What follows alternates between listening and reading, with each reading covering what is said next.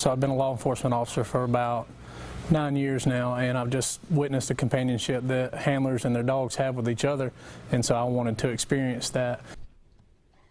Tonight, we're getting an inside look into the training with the Anderson County K-9 unit. Today, just 2 weeks after a K-9 bit his handler, and that handler used corrective measures not in line with department policy. It wound up breaking the dog's back leg. Now, that handler has since resigned. But 7 News reporter Nicole Ford is here tonight to show you the bond you'll find in this unit.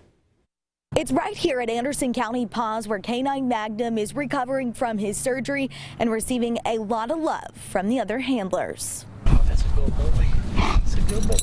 If you look up the word dog, typically it's defined as a man's best friend. But when you throw in a sheriff's office K-9, the bond between him and his handler becomes indescribable. It's just a connection that you really can't explain other than to go through that experience to be a handler and to build that relationship between you and your dog and to see how dedicated they are to you. For Kevin Shaw, he doesn't get to just come home to his dog, but takes him to work every day. Whether it's tracking drugs, a person, or some other dangerous situation, this K-9 unit is exactly that, a unit of deputies and dogs. It's a brotherhood, you know. There's a very small number of us, and we work together on actual live deployments, so we'll go out on scenes and track together. We train together every week.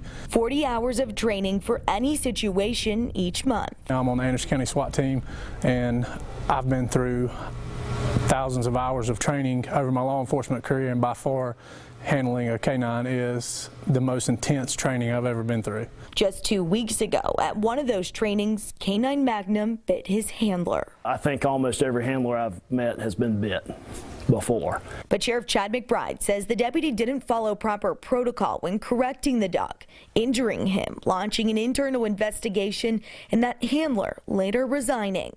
You know, we're glad to hear that Magnum's making progress and he's going to be okay. The hope is for K-9 Magnum to return to the unit and continue doing good things for Anderson County. A dog is invaluable. I really can't describe their worth. I mean, they can save my life, and they've done it before. We've apprehended armed suspects hiding inside of buildings. In the meantime, these dogs and their handlers will continue training every week. As for the internal investigation on what happened between K-9 Magnum and his handler, the sheriff says it's all wrapped up, but they've turned the case over to SLED. In Anderson County, 7 News. So if any criminal charges were to be filed against Magnum's handler, that would come from that third-party agency that was just mentioned, the State Law Enforcement Division. The sheriff says Magnum and his handler were with the department for almost 2 years, and they came from the city of Anderson, working as a pair there. You probably heard of